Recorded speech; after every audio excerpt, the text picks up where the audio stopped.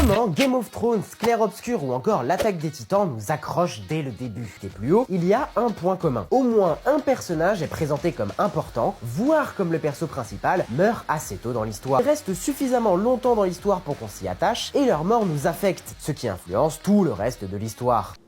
Ok, je vais être honnête, ton conseil est bon sur la forme, mais pas sur le fond. Je comprends l'idée que tu cherches à véhiculer, mais selon moi, tu passes à côté de la réelle raison pour laquelle ce genre d'outil narratif fonctionne vraiment. Parce que réduire ce trope sur la base d'un choc émotionnel, c'est un mauvais plan de lecture, parce que ça va induire les gens à utiliser ce trope sur la base d'une mauvaise interprétation, et donc ça ne marchera pas correctement. Alors, sans paraphraser pendant 1000 ans, je vais juste en venir au fait. Comme tu l'as souligné, tous les personnages présentés, comme importants, viennent à mourir de façon brutale.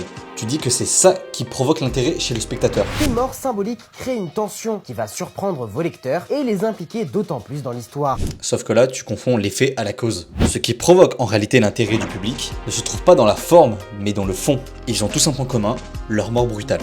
On est d'accord là-dessus.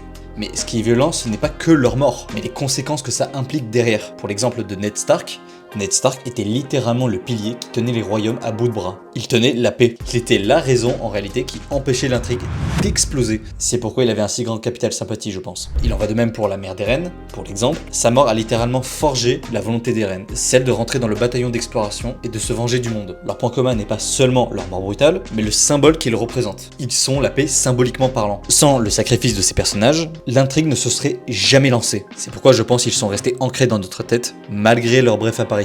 Leur rôle est de servir de pivot narratif afin de rediriger l'histoire sur un nouvel axe. C'est pourquoi leur perte est si tragique. Ce n'est pas parce qu'ils sont gentils ou que ça choque, parce que factuellement on les connaît que depuis très peu de temps, mais c'est parce que inconsciemment, le spectateur sait que ce coup de lame implique le coup de départ de la série.